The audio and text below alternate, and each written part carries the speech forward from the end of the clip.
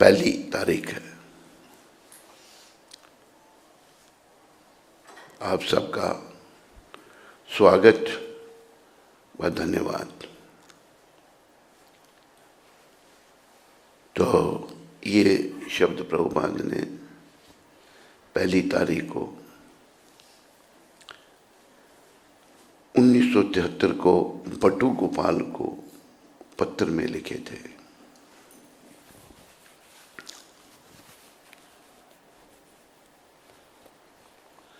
प्रभुपाद क्या कह रहे हैं इन शब्दों को, इन शब्दों में कृपया ध्यान दीजिए सारे। हमें आदर्श चरित्र वाला होना चाहिए। चरित्र, कैरेक्टर आदर्श वाला, आदर्श होना चाहिए। बहुत सारी बातें हैं आदर्श चरित्र में।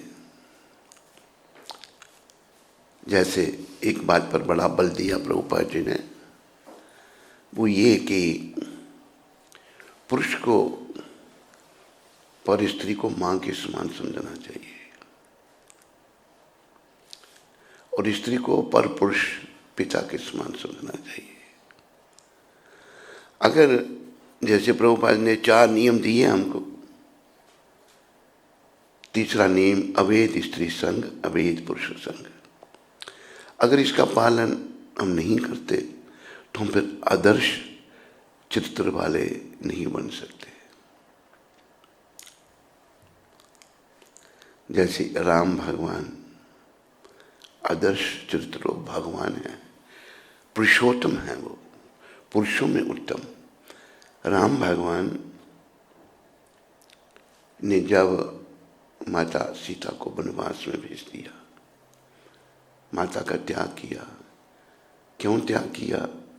कि एक मूर्ख हल्की जात का, जैसे जात पात का भी बड़ा अस्प्रभाव होता है, पर प्रभुपाद कृपा से हम जात पात से ऊपर उठ सकते हैं। एक धोबी था, उसकी पत्नी जो है 2 दिन घर से बाहर रही। तो जब घर में आई तो धोबी उसको नहीं घुसने दे रहा। कन्या तो चरित्रहीन है, कहाँ थी मैं नहीं जानता। उसने आकर के, धोबन ने भगवान के आगे फरियाद किया कि मेरे पति ने मुझे घर से निकाल दिया। तो देखो राम राज्य में कितना न्याय होता था। हर जीव का, हर प्राणी का ध्यान रखा जाता था, क्योंकि सभी भगवान के हैं, हर आत्मा परमात्मा की है। तो भगवान ने धोबी को बुलाया, छानबीन की, भाई क्यों उसने। तो जब छानबीन करने में पता लगा, वो मूर्ख धोबी क्या कहता है कि मैं कोई राम थोड़ा हूँ जो सीता के यहाँ रही हुई, रावण के यहाँ रही हुई सीता को जिसने अपना लिया। देखो सीता माता जैसा कौन होगा। माता जानकी जो हैं वहाँ पर अशोक वाटिका में रही, और रावण जो राक्षस था माता को स्पर्श तक नहीं कर सका। उसको ऐसा श्राप था, तूने किसी स्त्री की इच्छा के विरुद्ध उसको स्पर्श किया तो तेरी मृत्यु हो जाएगी। माँ उसकी तरफ देखती नहीं थी, लेकिन वो 2 कौड़ी का धोबी ये लांछन लगा रहा है। तो देखो राजा को कैसा होना चाहिए। भगवान राम ने सीता जी का त्याग कर दिया। सीता माता वनवास में आ गई, वाल्मीकि की आश्रम में रही। हमारा वाल्मीकि कहाँ है? अच्छा, वाल्मीकि के आश्रम में रही और वहाँ उन्होंने समय गुजारा। अभी उधर राम भगवान को यज्ञ करना है, राजा रूप में भगवान आए हैं। यज्ञ करना है, तो यज्ञ जो है जब तक धर्मपत्नी साथ ना हो तो यज्ञ संपन्न नहीं हो सकता था। सबने सुझाव दिया कि आप दूसरा विवाह करो। कहते मैं दूसरा विवाह नहीं कर सकता, मैं बस मर्यादा का पालन करूंगा, यज्ञ कैसे हो? फिर सोने की सीता बना के उनके साथ बैठाई गई मूर्ति रूप में। ये है आदर्श। कलयुग में पुरुष भी भटक रहे हैं, स्त्रियां भी भटक रही हैं।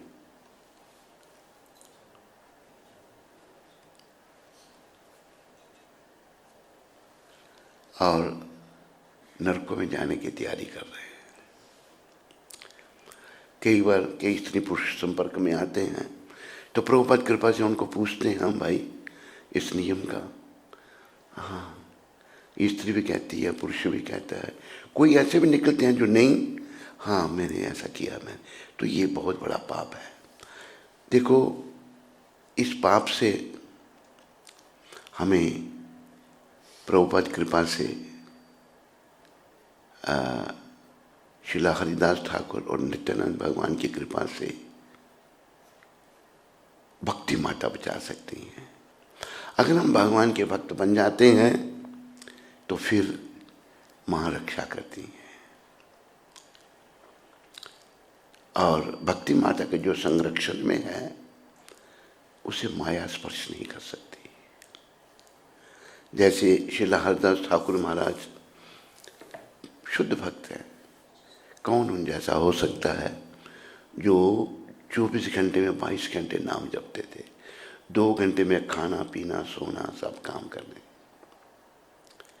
तो ईर्ष्यालु लोग तो अनादिकाल से चले आ रहे हैं। जब राम थे तो रावण था, कृष्ण थे तो कंस था, तो श्रीला हरिदास तो इसी कलयुग में प्रकट हुए। तो एक रामचंद्र खान नाम का व्यक्ति, उसको एक दूसरे उसके आदमी ने कहा, भाई ये देखो ये है मुसलमान है लेकिन हिंदू खुदा का नाम लेता है।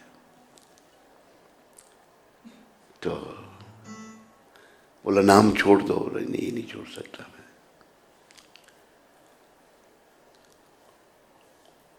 अब उन्होंने रामचंद्र खान ने पहले क्या किया कि एक वैश्या जिसका नाम था हीराबाई, उसको भेज दिया। बड़ी सुंदर वैश्या थी वो, वैश्यावृत्ति करती थी वो, पतिता थी। उसको रामचंद्र खान ने कहा कि तुम ये देखो ये बना हुआ है, हिंदू फकीर बना हुआ है ये, और हिंदू खुदा का नाम लेता है, इसकी तूने कलई खोलनी है, इसको बेइज्जत करना है, तुम जितने पैसे कहोगे मैं तुम्हें दूंगा। तो वो वैश्या कहती है, एक लेखक लिख रहा है कि नारी मुई संपत्ति नासी, मून मुड़ाए भय सन्यासी। औरत मर गई, धन चला गया, सर मुड़ाया, सन्यासी बन के पेट पालने के लिए। पर हरिदास ठाकुर तो महाराज से अवतारी पुरुष थे, वो ब्रह्मा जी के अवतार हैं। तो वैश्या आकर 3 दिन बैठी रही वहां पर। आप समझ सकते हैं वैश्या का कैसा व्यवहार हो सकता है। परम भक्त महान वैष्णव जिन्हें गौर भगवान ने नामाचार्य का पद दिया, किसी को अगर नाम जपने में दिक्कत आए तो कृपया नामाचार्य का ध्यान करो। हे नामाचार्य, आप तो इतना नाम जपते थे, मुझे कम से कम 64 माला दे दो, 64 माला का मैं जप कर सकूं, 32 कर सकूं, या नहीं कर सकूं 16 तो कम से कम दे दो मेरे को। तो नामाचार्य कृपा करेंगे। और देखो याद रखो, जो नाम नहीं जप सकता उसे प्रभुपाद कहते हैं वो आध्यात्मिक तौर पर बीमार है, ही इज स्पिरिचुअली सिक। अगर हम आध्यात्मिक तौर पर बीमार हैं तो फिर हम कैसे उन्नति कैसे करेंगे? हम हमारी उन्नति हो रही है मृत्यु पथ पर, मृत्यु मेरी निकट आ रही है, लेकिन मैंने नाम जप करके, भक्ति करके, निष्काम सेवा करके, कृष्ण भगवान को अपने जीवन का केंद्र बना के भक्ति पथ में आगे नहीं बढ़ा मैं, तो मृत्यु तो आ जाएगी और हमारा अनिष्ट होगा, अच्छा नहीं होगा।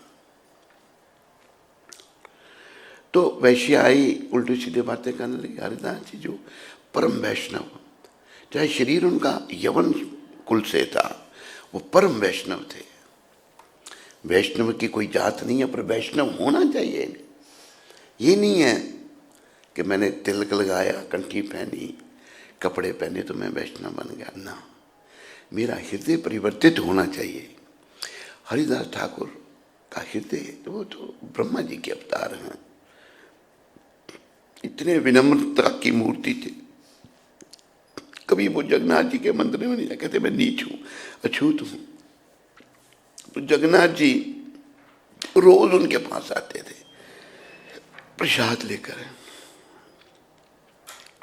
आपको पता है 2 जगन्नाथ हैं? किसको पता है 2 जगन्नाथ जी का? हाथ खड़े करके बताओ।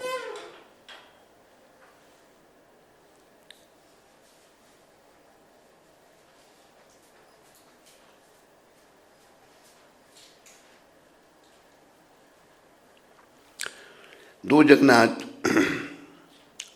बताइए।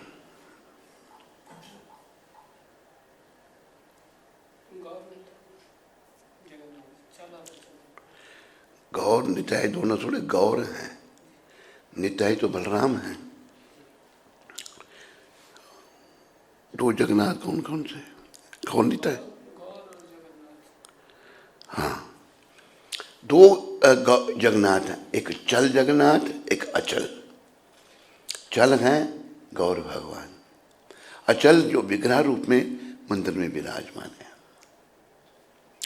तो जय गौर वासुदेव घोष बोले करी जोड़ा हाथ, जय गौर सही कृष्ण सही जगन्नाथ।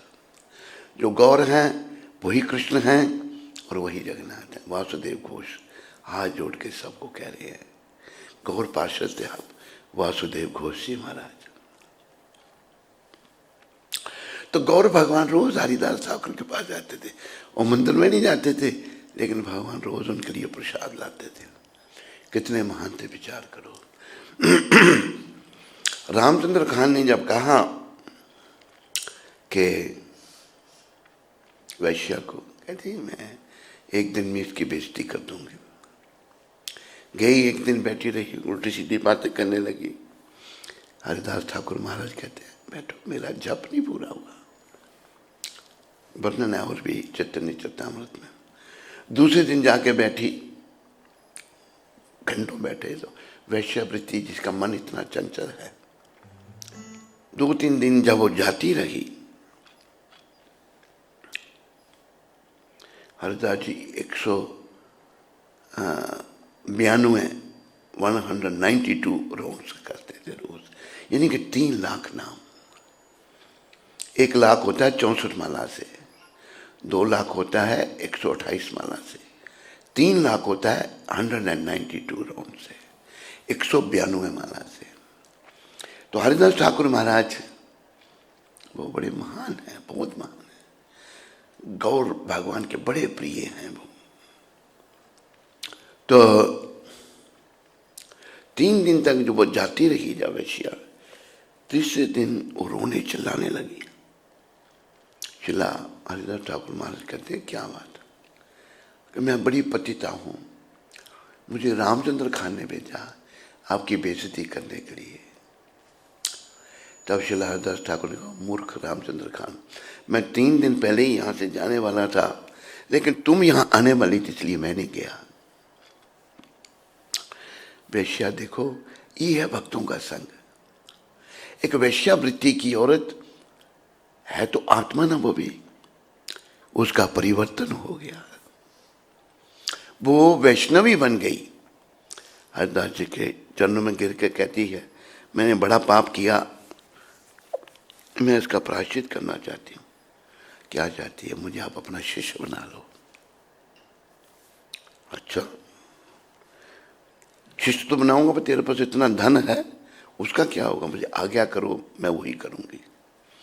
जाओ अपना धन वैष्णवों में, गरीबों में बांट के आओ। गई, जो कुछ था सब कुछ बांट दिया उसने, खाली एक धोती पहन के आ गई। कहते बस मेरे पास यही एक धोती है। शिला हरिदास ठाकुर जी महाराज ने उसको एक माला दी, कहा तुम यहाँ बैठकर तुलसी वृंद के सामने जप करो। और वैश्या पर इतनी महान भक्त बनी कि उसके कई शिष्य हुए आगे। कोई भी आत्मा पवित्र हो सकती है। इससे, इस घटना से ये बताया कोई कितना भी पतित क्यों नहीं हो गया, चाहे पुरुष है चाहे स्त्री है, वो भी गौर निताई की कृपा से पावन हो सकता है। तो आदर्श चरित्र ये है कि पुरुष पर स्त्री को मां की दृष्टि से देखे, स्त्री पर पुरुष को पिता की दृष्टि से देखे। ये जो संबंध है ये कोई ये नहीं कि सुख भोग के लिए है, जो कि विदेशों में ऐसा ही प्रचार है, भारत में भी ऐसा शुरू हो गया। ये संबंध केवल संतान उत्पत्ति के लिए है। जो उसका पालन नहीं करता वो अंत में भगवान का नाम नहीं ले सकता, उस पर राधा रानी की कृपा नहीं होगी। देखो ऐसा बताया है,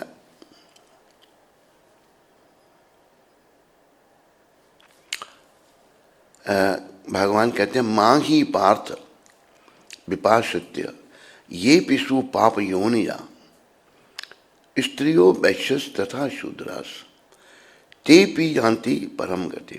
हे पार्थ, जो मेरी शरण में आता है चाहे कितनी भी पाप योनि क्यों नहीं है उसकी, ये परम पिता कह रहे हैं, राधा कांत भगवान कह रहे हैं, कृष्ण भगवान कह रहे हैं। मेरी शरण में आ जाता है, उसकी कितनी भी पाप योनि क्यों ना हो, वो परम गति को प्राप्त हो सकता है। इसलिए ये आंदोलन प्रभुपाद का जो शुरू किया हुआ है, हमें भगवान की शरण में आना है और लोगों को प्रेरणा करनी है कि वो भी भगवान की शरण में है, कृष्ण की शरण में। ये सबसे बड़ा भलाई का काम है, इससे बड़ा और कोई भलाई का काम नहीं है। तो भगवान ने ये भी कहा, श्लोक में भूल रहा हूं, देवीं प्रकृति माचुता भजन्ते अनन्य मनसो ज्ञत्वा भूतादिम अव्ययम्। शुरुआत क्या है श्लोक की? क्या? महात्मानस्तु मां पार्थ देवीं प्रकृतिम आश्रिता भजन्ते अनन्य मनसो ज्ञत्वा भूतादिम अव्ययम्। जो महात्मा पुरुष भी बन सकता है, स्त्री भी बन सकती है, गोरा भी, काला भी, अमीर भी, गरीब भी, ब्राह्मण, क्षत्रिय, वैश्य, शूद्र, कोई भी बन सकता है। अरे महाप्रभु ने तो जंगली जानवरों को भी, वाघ, हिरन, सांप, मोर, उनको भी वैष्णव बना दिया, वो भी कीर्तन करने लग पड़े। ये ऐसा दिव्य आंदोलन है। तो मेरी जो शरण में आता है उसे वो देवी प्रकृति, जैसे हरिदास ठाकुर देवी प्रकृति के अधीन थे, यानी कि राधा जी के अधीन थे। देवी प्रकृति राधा रानी, राधा रानी आध्यात्मिक जगत का संचालन करती हैं, इसलिए उनको वृंदावनेश्वरी कहा है, ब्रजेश्वरी, सर्वेश्वरी, राधा रानी। ये आध्यात्मिक जगत राधा जी के अधीन है, याद रखो। तो जो महात्मा जैसे हरिदास ठाकुर हैं, अनन्य भक्त बेचारे अपना 22 घंटे जप करते रहते हैं, तो वो ऐसी महान आत्मा राधा जी के अधीन हो जाती है। राधा रानी महात्मा, वो महात्मा है। हम अभी महात्मा नहीं, हम तो दुरात्मा है, मन हमारे भटक रहे हैं। लेकिन हम सबने प्रयास करना है महात्मा बनने का। तो राधा जी के संरक्षण में जब आ जाएंगे, फिर माया कुछ नहीं कर सकती। हम प्रायः दुरात्मा हैं, तो हम फिर दुर्गा के संरक्षण में आते हैं। दुर्गा माता, दुर्ग कहते हैं किले को, घा जो उसके अंदर रखती हैं वो है दुर्गा। ये भौतिक जगत रूपी एक किला है, हम सबको दुर्गा माता ने इसके अंदर रखा हुआ है। हम जो भौतिक सुखों के पीछे जाते हैं, हम सब जो पुरुष स्त्री के चिंतन करता है, स्त्री पुरुष का करती है, लाभ प्रतिष्ठा के पीछे हम जब पड़ जाते हैं, तो तो हम दुर्गा जी के अधीन हो जाते हैं। पर याद रखो, दुर्गा माता भी कृष्ण की बहन है। हमें प्रार्थना करनी है दुर्गा माता से, मां कृपा करो ताकि मैं आपके भाई की शरण में आ जाऊं, मैं कृष्ण की शरण में आ जाऊं, मैं भक्ति करूं। और देखो, कृष्ण की शरण सबके लिए उपलब्ध है। उसके लिए पहली बात प्रभुपाद जी ने यह सिखाई, भगवान की सेवा निष्काम, किसी और इच्छा से नहीं। ये नहीं मुझे ये चाहिए, मैं आया हूं संस्था में, मैं इसी बहाने से अमेरिका चला जाऊंगा। अमेरिका जाने के लिए पागल हैं लोग। मैंने देखे कितने हमारे भक्त विदेशों में नौकरियां कर रहे हैं। प्रभुपाद ने उनको वैष्णव बनाया, उनकी कृपा से वो जहाँ जाके शूद्र बने हुए, वहाँ पर पैसा दिख रहा है, वहाँ पर डॉलर दिख रहे हैं। बहुत सारे मैंने देखे, बहुत दुख की बात है। पैसा ही जीवन का ध्येय बन गया है, वहाँ डॉलर मिलते हैं नहीं, वो शूद्र बन गए। शूद्र प्रभुपाद ने वैष्णव जो है वो ब्राह्मण से भी अच्छा है। ब्राह्मण, क्षत्रिय, वैश्य, शूद्र। शूद्र जो है वो कौन है? जो दूसरों की नौकरी करता है पैसे के लिए। ब्राह्मण, क्षत्रिय, वैश्य ये किसी की नौकरी नहीं करते।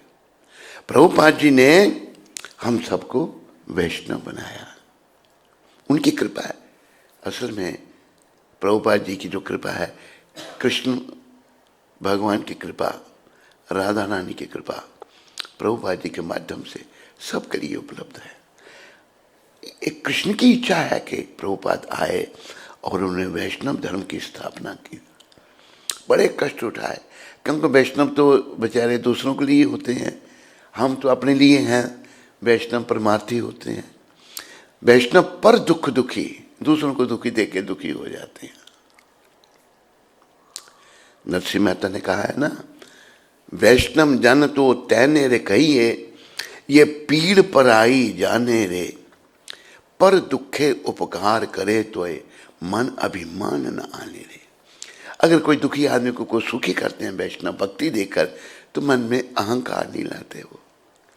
ऐसे ही हमारे गुरुदेव प्रभुपाद थे, सदगुरु प्रभुपाद, सदगुरुदेव प्रभुपाद। तो आदर्श चरित्र के बारे में प्रभुपाद कह रहे हैं, हमें हर प्रकार से आदर्श बनना है। वैसे पतन की ओर जीव कब जाता है? जब वो पुरुष पर स्त्री पर बुरी नजर रखता है, स्त्री पर पुरुष पर बुरी नजर रखती है। और ये अभी भारत में मैंने देखा, ये बढ़ता जा रहा है। पति है, दूसरे से संबंध जोड़ रही है स्त्री है, पर पुरुष पर दूसरे व्यक्ति से संबंध जोड़ रहा है। पत्नी है, दूसरी स्त्री से संबंध जोड़ रहा है। तो ये नरक का द्वार है, बहुत बड़ा पाप है। देखो कि अभी कलयुग 5000 साल पहले शुरू हुआ था। कलयुग की शुरुआत से 15,000 साल यानी कि 10,000 साल और तक मौका है हम लोगों को भक्ति करके अपना ये जो शरीरों का परिवर्तन जो है समाप्त करना। मौका है हमारे पास। तो इस मौके का हम सबको, सब स्त्री पुरुषों को, इंटरनेट में सुनने वाले हम सबको अपने इस मौके का अपने जीवन को सफल बनाने का लाभ लेना चाहिए। और जीवन की सफलता इसी में है कि हम पूर्ण रूप से भगवान के आश्रित हो गए, भगवान के प्रति समर्पित हो गए। बस मेरा जीना मरना सब कृष्ण के लिए हो। मरूं तो कृष्ण के लिए मरूं, जीऊं तो कृष्ण के लिए जीऊं, खाऊं तो कृष्ण का प्रसाद खाऊं, बोलूं तो कृष्ण का नाम बोलूं। कल उपदेशामृत से ये वर्णन आ रहा था, प्रभुपाद कह रहे हैं कि ये जीवा जो है इसका सदुपयोग क्या है? भगवान का नाम नहीं, इसके द्वारा बेकार का अंट शंट ना बोलें, इधर उधर की बातें करते हैं हम। इधर उधर की बातों का प्रभुपाद ने वहाँ दिया टोड कहते हैं मेंढक को। मेंढक जो है चिल्लाता है गला फुलाकर, रैं रैं रैं रैं करता है। क्या मतलब उसका? वो जो रैं रैं कर रहा है, पास में सांप घूम रहा है, सांप की खुराक मेंढक है। जब मेंढक चिल्लाता है तो सांप धीरे धीरे आकर उसको खा जाता है। इसी प्रकार संसार में जो हम व्यर्थ की बातें करते हैं, मृत्यु रूपी सांप को निकट बुलाते हैं। हमने सांप को निकट नहीं बुलाना, हमने भगवान का नाम लेना है, कृष्ण के लिए सब कार्य करना है, कृष्ण को जीवन का केंद्र बनाना है। वही प्रभुपाद बटू गोपाल को कह रहे हैं, हमें आदर्श चरित्र वाला होना चाहिए। और प्रभुपाद स्वयं आदर्श चरित्र वाले थे। ये भी प्रभुपाद ने कही थे शब्द कि क्यों सारी दुनिया मेरी ओर आकर्षित है, क्योंकि मैं स्त्री आकर्षण से मुक्त हूं। ये शब्द कहे हैं प्रभुपाद ने। और सब लोग उस शुद्धता से अत्यधिक आकर्षित होंगे। अगर हम शुद्ध हो गए, हमारे मन में स्त्री चिंतन पुरुष चिंतन नहीं रहा, तो सब लोग हमारी ओर आकर्षित होंगे। ये प्रभुपाद यहाँ कह रहे हैं। कहते हैं हमें आदर्श चरित्र वाला होना चाहिए, और तब लोग उस शुद्धता से अत्यधिक आकर्षित होंगे। जैसे प्रभुपाद ने सारी दुनिया को अपनी ओर आकर्षित कर दिया। जिन्होंने कभी भगवान का नाम ही नहीं सुना था, वो भी प्रभुपाद की ओर आकर्षित हो गए, क्योंकि उनका चरित्र आदर्श चरित्र था। प्रभुपाद हम लोगों की तरह नहीं थे, जैसे हमारे मन में स्त्री चिंतन बना रहता है, हम स्त्री की ओर आकर्षित हो जाते हैं। वो ऐसे नहीं थे, वो आदर्श चरित्र वाले थे। तभी तो वो इतना बड़ा भगीरथी कार्य करके गए हैं। अभी देखो मेरे प्यारे हरि भक्तों व माताओं, हमने प्रभुपाद कृपा से उनके इस दिव्य कार्य में निमित्त बनने का प्रयास करना है। निमित्त बनना है। हम कुछ नहीं कर सकते। जैसे भगवान ने अर्जुन को कहा था, अर्जुन ने कहा मैं युद्ध नहीं करूंगा, परिवार में हो रहा युद्ध। अर्जुन भक्त हैं तेरे, कैसे लड़ें? तो भगवान ने सारी गीता समझाई, भाई ये तेरे परिवार के लोग हैं पर दुष्ट हैं, इन्होंने ही तेरे को, तेरे भाई को जहर दे दिया था, भीमसेन को समुद्र में डुबो दिया, हाँ? तुम्हें जिंदा जलाने की कोशिश की, तुम्हारी पत्नी की बेइज्जती की। ये पापी लोग हैं, इनको मारने में कोई दोष नहीं है। तो अर्जुन समझे। फिर भगवान ने कहा निमित्त मातर भव सब साजन। अर्जुन तू निमित्त बन और श्रेय को ले। ये मत सोच के तू युद्ध कर रहा है, मैंने पहले ही सबको मार दिया है। निमित्त क्यों बनाते हैं भगवान? क्योंकि वो श्रेय अपने भक्तों को देना चाहते हैं। है तो सब कुछ उन्हीं का, कृष्ण का, कन्हैया का सब कुछ है, हमारा आपका कुछ नहीं है। लेकिन हम मूर्ख लोग हैं, अब भगवान की संपत्ति को हमने अपना समझ रखा है, पर हमारा कुछ नहीं है, सब कुछ उनका है। मेरे जन्म से पहले सब कुछ था, अभी भी है, चला जाऊंगा फिर भी रहूंगा, बीच में आके मालिक बन के मेरा है। मेरा तो शरीर भी नहीं है। तो भगवान जो प्रभुपाद जी जैसे महान आत्मा हैं, उनको अपने कार्य में निमित्त बनाती हैं। अगर हम भी अच्छे बनते हैं तो हम भगवान की सेवा में निमित्त बनेंगे। करना भगवान ने, याद रखो। एक कृष्ण भगवान ने कहा निमित्त मातर भव सब साचिन। सब साचिन कहते हैं जो बाएं हाथ से भी तीर चला सकता है, दाएं से भी और बाएं से भी। तो निमित्त बन और श्रेय को ले। क्यों मैं तेरे को निमित्त बना रहा हूं? भक्तोसी सखा चेती रहस्य मितमोत्तम। तुम मेरे भक्त हो और मेरे सखा हो। दो बातें कही भगवान ने। इसलिए मैं गीता का परम गोपनीय रहस्य तुम्हें दे रहा हूं। हमें भक्त बनना, पहली बात भक्त बनना है। भक्त मतलब पहली बात ये ध्यान रखो, कोई कामना मेरे मन में बड़ी कामना है, ये कामना नहीं, कोई मुझे प्रयास करना है प्रभुपाद की कृपा से, और परमात्मा जो मेरे हृदय में बैठे हैं श्री कृष्ण, उनकी कृपा से मेरे मन में बड़ी इच्छाएं हैं। मुझे इन इच्छाओं से मुक्त करो। मुझे एक ही इच्छा मेरे मन में रहे कि मैं आपका शुद्ध भक्त बनूं, और मुझे कुछ नहीं चाहिए। आपकी प्रेमा भक्ति, आपकी शुद्ध भक्ति चाहिए प्रभु। शुद्ध भक्ति मतलब कोई भौतिक इच्छा नहीं। भौतिक इच्छा जैसे श्रील रूप गोस्वामी प्रभुपाद कोई वो भीख मांगने वाले घर से नहीं थे, वो फाइनेंस मिनिस्टर थे नवाब की सरकार में। महाप्रभु की कृपा से फाइनेंस मिनिस्ट्री छोड़ दी, कितना धन था।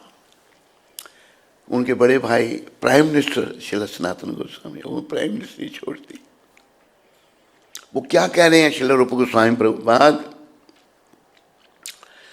अन्याभिलाषता शून्यम, material desire must be zero. कोई भौतिक इच्छा नहीं उनके मन में। ज्ञान कर्मादि अनावृतम, ये जो ज्ञान हम बड़ा बखानते हैं ना, ज्ञानी अभिमानी, ज्ञान जो है ना अभिमान को पैदा कर देता है।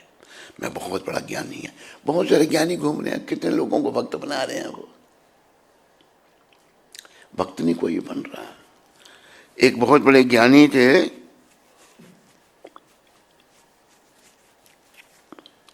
50,000 लोग उनकी कथा में आते थे। एक बार वृंदावन में आए, एक हमारे इस्कान के ही थे, लखनऊ से। वो सेक्रेटरी थे, पता नहीं फिर अमेरिका चले गए, अभी हैं जो चले गए हैं। बली मर्दान उनका नाम था। तो वो मुझे कहते महाराज चलो आपको वो बड़े कथावाचक आए, उनसे मिलाऊं। मैंने कहा देखो ये ऐसे ही है। कहते नहीं, प्रभुपाद जी ने उनके बारे में कुछ कहा था। चलेगी तो मैंने कुछ प्रभुपाद जी की बुक्स ले ली मेरे साथ। मैं उस समय वृंदावन का प्रेसिडेंट था। तो एक भक्त था वो इटली से, लक्ष्मण, उसने पुस्तकें वगैरह उठा के मेरे साथ किया। उनको बड़े कथावाचकों को भेंट करने के लिए जब उनको उन्होंने पुस्तकें भेंट की, तो वो लक्ष्मण जो इटली का था, गोरा भक्त, रखने लगा चल पीछे पीछे पीछे पीछे। और सेक्रेटरी देख रहा है जैसे कोई अछूत आ गया, पीछे पीछे पीछे पीछे पीछे। ये हालत है। 50,000 लोग सुनते हैं पर हृदय उनका परिवार, लोग भी बेचारे नहीं समझते ना। प्रोफेशनल जो बन गए, एक ने कहा पैसे नहीं लेते थे, पैसे नहीं लेते होंगे, नहीं लेते थे कथा करने का, मन ही शुद्ध नहीं होगा। भेदभाव कितना है। अरे जिनकी वो कथा कर रहे हैं कृष्ण भगवान, ये उसमें आता है भक्तमाल में, जो श्रीनाथ भगवान हैं वो हमारे गौड़िया ठाकुर हैं। श्रील माधवेंद्र पुरी द्वारा वो प्रकट हुए थे। श्रीनाथ जी चले गए नाथद्वार में, विराजस्थान में। तो श्रीनाथ भगवान जो हैं बाल रूप है भगवान का। श्रीनाथ भगवान वहाँ उनके मंदिर में एक भंगी था, कान्हा उसका नाम था। बाल रूप में तो वो छोटा था, सफाई करता, लेकिन भगवान के विग्रह के दर्शन करता था वो दूर से। प्रेम हो गया भगवान से उसको। तो एक दिन वैसे गोविंद सखा जो थे भगवान के सखा, बड़ी लीला है उनकी भक्तमाल में गोविंद सखा के साथ। एक दिन गोविंद सखा नहीं पहुंचे खेलने के लिए, ठाकुर जी छोटी अवस्था में है उस, ये जो श्रीनाथ भगवान हैं, तो गोविंद सखा के साथ खेलने चले गए। तो गोविंद सखा नहीं, कान्हा के साथ भंगी के साथ खेलने चले गए। जब खेलने चले गए भंगी के साथ, तो कान्हा हार गया खेल में। गुल्ली डंडा भी खेलते थे भगवान, तो भगवान कान्हा की पीठ पर चढ़ गए, जो हार गया उसकी पीठ पर। इतनी देर में गोविंद सखा आ गए। गोविंद सखा कहते हैं ये तुम क्या है, भंगी की पीठ पर। लेकिन भगवान को क्या भेदभाव है, वो भगवान है, उनके मन में कुछ नहीं। लेकिन उनकी कथा करने वाले नहीं समझते कुछ, वो भेदभाव रखते हैं। जब हमारे अंदर भेदभाव बने रहेंगे तब हम भक्ति पथ में आगे नहीं बढ़ रहे, तब हम परमपिता को नहीं पा सकते। रामलीला में ही तो शबरी भी थी बेचारी, अनपढ़ गंवार, भीलों की कन्या, अछूतों की कन्या। राम भगवान उसके पास चले गए, खाने के लिए दो, कुछ भूख लगी है, मांग रहे हैं। ऋषि मुनि भी उस वन में थे। राम जी कहते खाने के लिए दो, तो शबरी भोली वाली बेर होते थे जंगल में। बेर देखिए, बेर भाई कोई खट्टे भी होते हैं, कोई मीठे भी होते हैं। वो शबरी माता चखे, अगर मीठा हो तो भगवान को दे दे, खट्टा हो तो फेंक दे। और त्रिलोकीनाथ भगवान राम उसके जूठे बेर खा रहे। लेकिन उनके अनुयायी, हमारी प्रगति नहीं हुई, भेदभाव बने रहे। तो हमने इससे पहले मृत्यु पथ पे तो प्रगति हो रही है, मेरी भी और आपकी भी, सबकी। हम भक्ति पथ में आगे बढ़ जाएं, लगे रहें, प्रार्थना करें प्रभुपाद जी से, गौर निताय पंचतत्व से, अद्वैताचार्य गदाधर श्रीवास ठाकुर, भक्ति दो बस, तो हमारा मंगल होगा। आदर्श चरित्र वाला हमको बनना है, याद रखो इस बात को, पुरुष को भी और स्त्री को भी। अगर चरित्र हमारा आदर्श नहीं है तो हम शुद्ध नहीं होंगे। लोग उस चाहिए, और तब लोग उस शुद्धता से अत्यधिक आकर्षित होंगे। अगर कोई आदर्श चित्र वाला बन गया, उससे लोग अत्यधिक आकर्षित हो जाएंगे। अगर मेरे में कोई भौतिक गुण आ गया, जैसे मैं एक बार विदेश गया तो एक तबला वाला, अच्छा तबला बजाता था वो, चंडीगढ़ से उसको ले गया, मैं साथ में ले गया, तो उसकी ओर भी कुछ लोग आकर्षित हो गए। वो ऐसा बेचारा ऐसा था कि बिल्कुल बेकार आदमी था। वो ले गए, मुझे था कोई मैं गाता हूँ तो बजाने वाला। तो अगर मेरे में कोई भौतिक गुण आ गया, कुछ लोग आकर्षित हो सकते हैं, लेकिन भगवान को आकर्षित करने के लिए केवल हमने आदर्श चरित्र बनना है। किसी में कोई कला आ गई, अभी देखो ये एक्टर हैं जो फिल्मों के एक्टर, बड़ा एक्टिंग बड़ी ज़बरदस्त करते हैं, दुनिया आकर्षित, तो लोगों को दिखाते क्या हैं, सब गंदगी। पहले सिनेमा हॉल में फिल्में चलती थी, फिल्मों में लोग देखते थे बैठ के, अभी दरवाजे बंद है, अंधेर कोठरी में बैठ के देख रहे हैं। किसी का पेट खराब है, वो गैस छोड़ रहा है, उधर बदबू ही फैल रही है ना, शुद्ध हवा तो है नहीं। लेकिन वो इतने पागल हैं, देख रहे हैं, क्या देख रहे हैं, मेरा मन डोले तेरा तन डोले, यही तो देखते हैं ना। इन्होंने फिल्म और एक्टर, ऐसे एक्टर हैं, दुनिया आकर्षित हो रही है, क्योंकि प्राय लोग बेकार हो गए ना एक्टरों की ओर। उसने एक्टिंग बहुत अच्छी की भाई, उसने ये बहुत अच्छी एक्टिंग की, उस औरत ने, क्या नाम उसका था, बहुत, ये सब नरक का द्वार, नरक का द्वार और वैकुंठ का द्वार। हम भौतिक वस्तुओं की ओर आकर्षित ना हो, हम श्री कृष्ण की ओर आकर्षित हों। है मेरा आकर्षण नहीं है, पर उसको मैंने जागृत करना है, प्रयास करना है। अगर किसी में भौतिक कला आ गई, अब इसलिए लोग सब, पहले एक्टर पता कौन बनते थे, पता आपको, किसी को बता सकता है? वैश्याएं और कंजर एक्टर बनते थे। वैश्याएं समझते नहीं आप सब लोग, जवाब दो। और कंजर कौन होते हैं?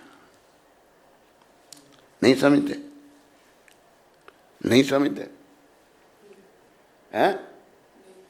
कंजर जो वैश्यों के साथ संबंध रखते हैं, जब वैश्य एक पुरुष, दूसरा पुरुष, तीसरा पुरुष, एक औरत, दूसरी, तीसरी, कंजर, ये लोग एक्टर बनते थे। लेकिन आज बड़े बड़े घरों से एक्टर बन रहे हैं, दुनिया आकर्षित हो रही है, और खुद भी बेचारे नरकों में जाने की तैयारी कर रहे हैं। जिनको आकर्षित कर रहे हैं उनको भी साथ लेके जाएंगे।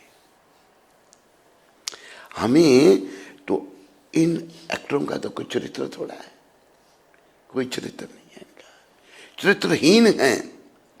हमें आदर्श चरित्र वाला होना चाहिए, और तब लोग उस शुद्धता से अत्यधिक आकर्षित होंगे।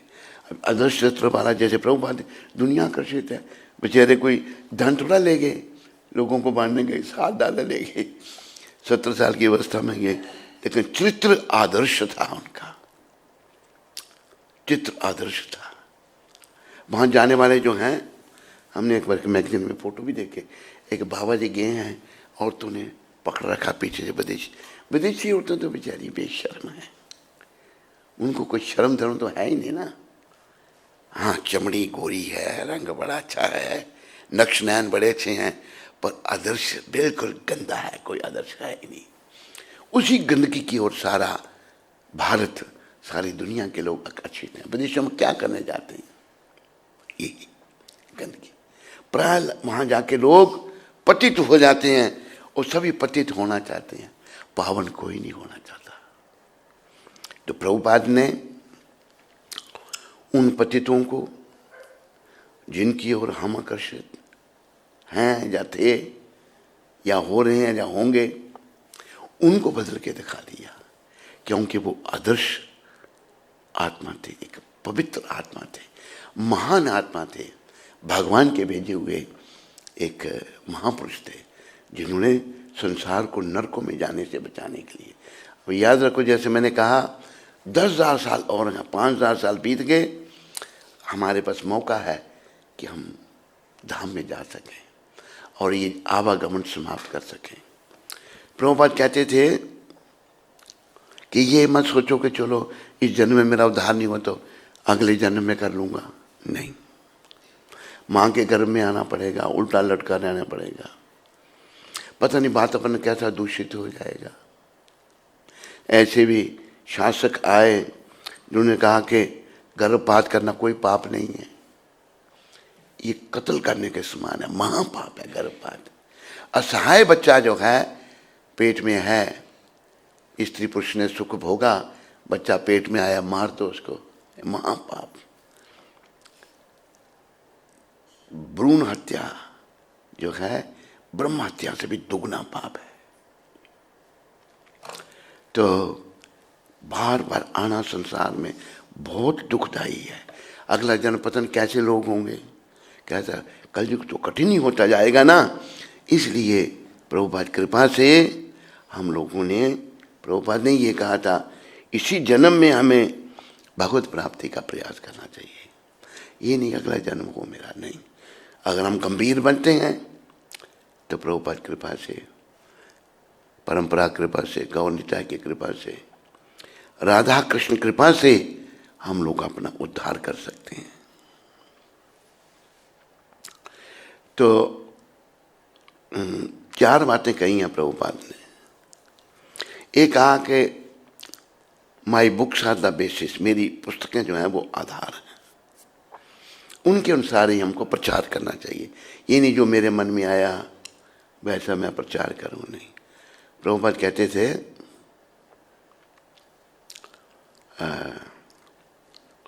महाप्रभु ने कहा ना, अमार आज्ञा गुरु होइया तारो ए देश, मेरी आज्ञा से तुम अपने देश में गुरु बन जाओ। कोई कि मैं कैसे बनूं, मैं तो कोई जानता नहीं। तो महाप्रभु कहते हैं, जारे देखा तारे कहो कृष्ण उपदेश, जिसको देखो उसको कृष्ण उपदेश दो। कृष्ण ने क्या कहा, मेरी शरण में आओ। हमने क्या कहना है, कृष्ण की शरण में जाओ।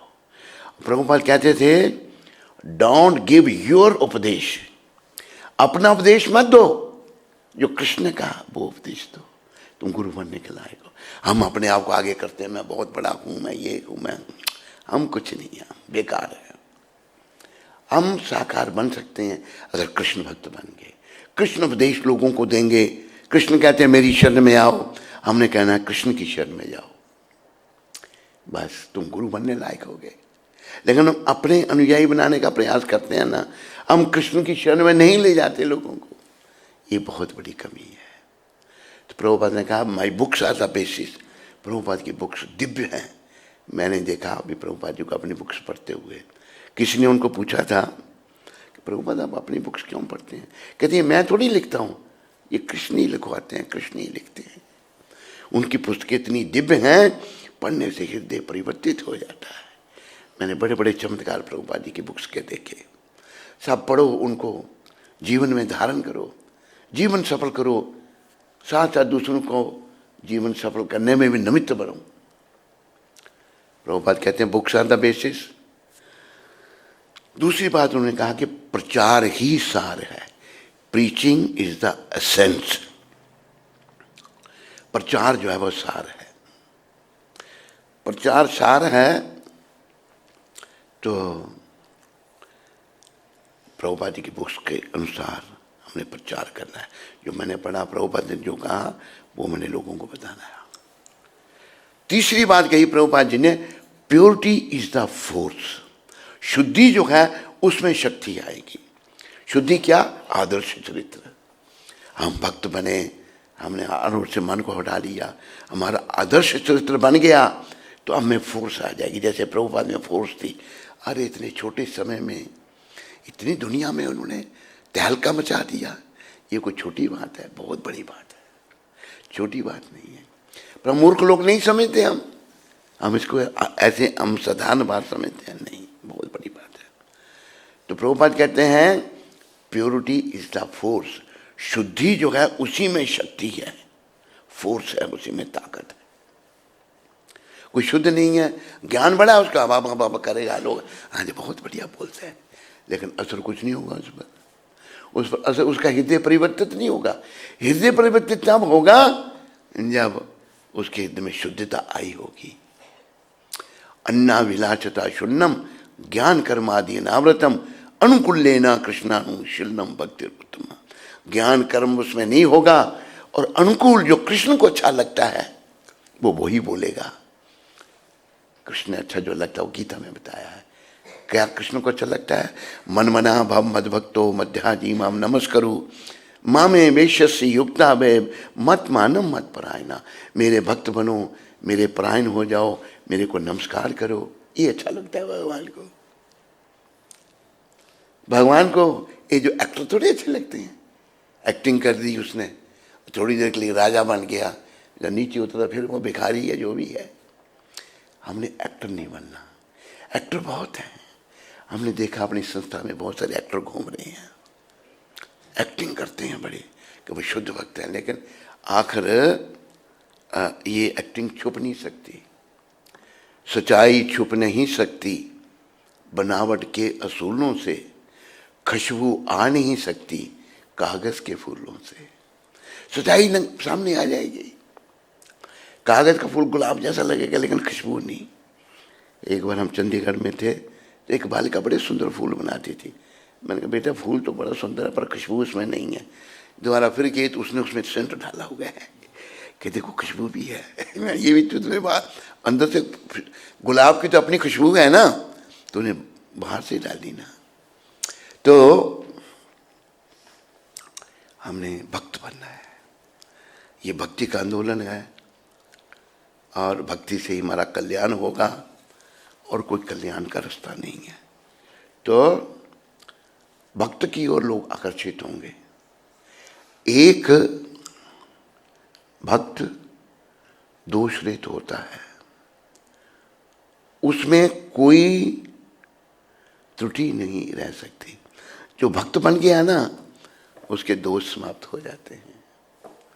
अगर मेरे में त्रुटियां हैं इसका मतलब मैं भक्त नहीं बना अभी तक। त्रुटियां हैं तो मुझे क्या करना चाहिए? हम सबको क्या करना चाहिए? अपनी त्रुटियों को, अपने दोषों को देखना है, ताकि जब तक मेरा जीवन है इससे पहले मेरी आत्मा मेरे शरीर से निकल जाए, मेरे त्रुटियां निकल जाएं, मेरे दोष निकल जाएं और मैं परमपिता परमेश्वर श्री कृष्ण के निकट आ जाऊं। तो बड़ा सुंदर, हरि बोल, ये भी नोट कर देना, मैं इसको अंडरलाइन कर रहा हूं। कुछ जो खास प्रभुपाद की शिक्षाएं हैं ना, तो आदर्श चरित्र बनने का प्रयास करना है और दूसरों को बनाना है। क्योंकि देखो याद रखो, हम एक ही पिता की संतान हैं। ये नहीं कि महाराष्ट्रियन अलग हैं, बंगाली अलग हैं, यूपी के अलग हैं, ब्रजवासी अलग हैं। नहीं, हम अलग अलग, हमने शरीर धारण किए हैं कर्मों के अनुसार, लेकिन हमारे अंदर जो आत्मा है वो परमात्मा की है, वो कृष्ण का अंश है। ममे वंशो जीव लोके जीवभूता सनातना, मना शस्त्राणि इंद्रियाणि प्रकृतिम स्थानी कर्षति। जितने जीव हैं मेरे अंश हैं और वो सनातन हैं। इसलिए हमारे आचार्यों ने जाति पाति का भेदभाव नहीं किया। महाप्रभु ने भी जाति पाति का भेदभाव नहीं किया। हिंदू मुसलमान का भी भेदभाव नहीं किया। याद रखो इस बात को। जो आत्मा हिंदू के शरीर में है वही मुसलमान के शरीर में है।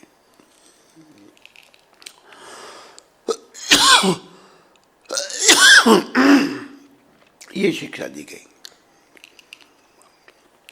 इसलिए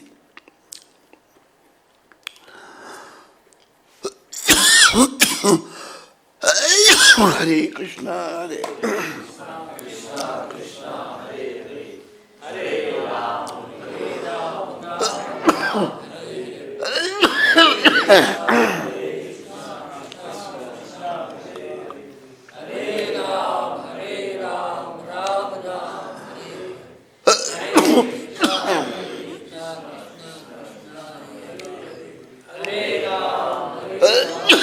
सारे बोलो।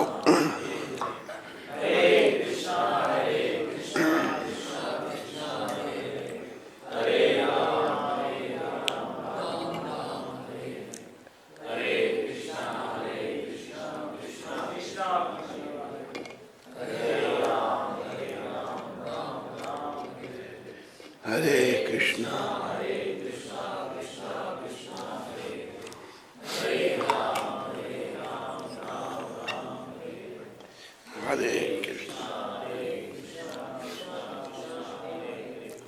हरे राम राम राम। तो अपने कल्याणार्थ प्रभुपाद जी की शिक्षाओं को जीवन में धारण करो और जो आपके संपर्क में हैं उनको भी प्रेरणा दो ताकि हमारा जीवन सफल हो। जीवन की सफलता भाई भक्ति पथ में आगे बढ़ने पर ही है, नहीं तो जीवन विफल है हमारा। फिर पता नहीं कितने करोड़ साल लग जाएंगे मनुष्य शरीर में आएंगे, कैसा होगा हम नहीं जानते। इसलिए प्रभुपाद जी ने ये कहा है कि ये मत सोचो कि मैं अगले जन्म में पूरा कर लूंगा। कलयुग बेकार होता जाएगा, कलयुग कोई अच्छा नहीं होगा। लेकिन भक्ति माता का इतना प्रभाव है, अगर हम भक्त बन जाते हैं तो लोगों का जीवन बदल जाएगा। इसी कलयुग में सतयुग आ सकता है भक्ति के प्रभाव से। बोलो पतित पावन शिल प्रभुपाद की, बोलो भक्ति माता की, बोलो भक्ति के देने वाले पतित पावन शिल प्रभुपाद की जय। कली पावन अवतार गौर निताय द्वैताचार्य गदाधर शिव ठाकुर की जय। हरे कृष्णा।